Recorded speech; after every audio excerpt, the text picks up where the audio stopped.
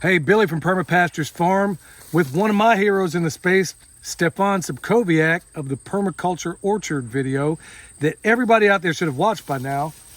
And this is a joy. We're in Canada. It's a beautiful day. And we got a beautiful little puppy that just ran through that Michelle can't seem to keep her hands off of. So if the video goes like this, you'll know the reasons why. Well, Stefan's going to teach us about nitrogen fixers and how they work within his permaculture orchard. What are we looking at here? This one's a thornless honey locust. So important to specify thornless because I know in the States you can have a lot of thorny ones. Yeah. So these, if you look, there is no thorns. I mean, there's no thorns anywhere. This one is just thornless. And so you can get those, you can get seed for thornless honey locust. And so we use these, actually they've become the hardest working tree in the orchard because you've got these as the nitrogen fixing. So that's their first role, one role of permaculture. Every element or anything you put, an element could be a tree or a plant or an animal, everything should do at least 3 jobs for you. So these are fertilizing the orchard. When you prune them, they give off a part of their roots, and those roots are nitrogen rich, and so they enrich the soil. We've never fertilized this orchard in 15 years. And our harvests, Just keep getting better and better, huh? They're getting better. So these do that. Okay, number one job, they fix nitrogen, they improve the soil, that's great. But because we have a nitrogen fixer that doesn't produce, it'll produce, and this is a male tree. No, it's a female tree. So there are some There'll be some pods, yeah. So these, you could, if you have animals, you have sheep or cows, They'll will eat these it. pods. Oh, yes, they will. We don't use them. So it's like we got a fruit trios here, and go see the trio video.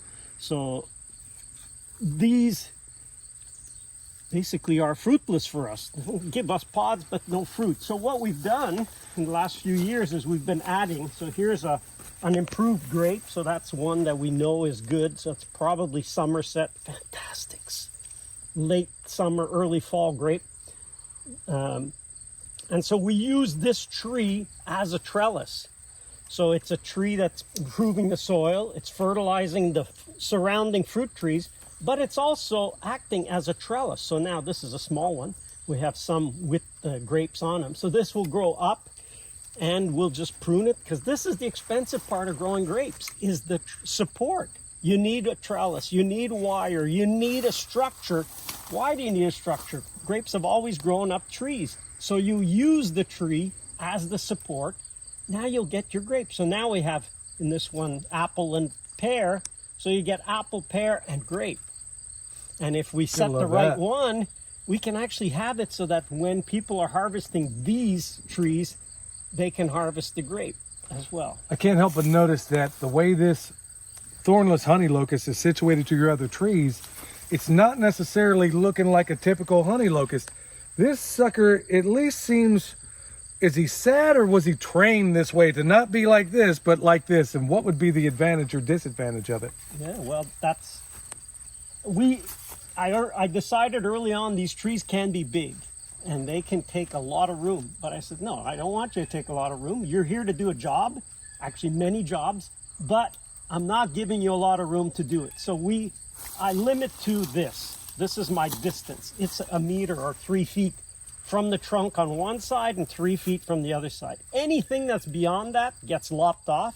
And many of these, here's a good one. When it was young, this branch was actually trained. So here's our training wire.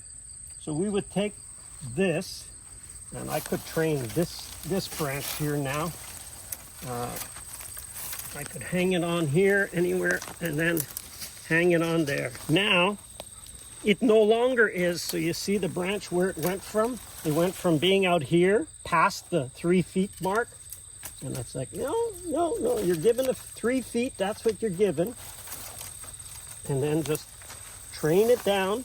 Now be able to cut this off here, and that's it. That's what it's got, that's what it has to deal with, and anything else just gets cut off. You can be really hard on these. We could, and I haven't tried it, but I have seen people who will completely limb the whole thing, so you're left with just a trunk. You could do that, but then you have a lot more pruning. So I try to leave branches all around, and I do put them downwards because the grapes now have an easy climbing, just climb along this branch going up. And once they reach about 8 feet, the grapes get topped, because I don't want to have people having to climb up to harvest the grapes eventually. How fantastic is that, y'all? This is why he's one of the best. This is why he's one of my heroes in the space. This is just one of many of the things we're going to learn out here. Stefan, before we move away from the nitrogen fixing element of this, naturally people are going to wonder, what other nitrogen fixing elements? Do you have any nitrogen fixing shrubs out here, and how are they used? Yeah, every part of every country has some nitrogen. If you look under nitrogen fixing tree or shrub, you'll find some. Give you an example. Some will produce fruit. So if you're in a Mediterranean, right. California, you have carob. Carob will give you pods that will give you your chocolate substitute. If you're further north from us, and even here, we can grow sea berries. So they're a shrub, nitrogen fixing, and they'll give you a very good berry. There's all kinds of them. There's for every area that you're in, there is going to be and usually they are legumes.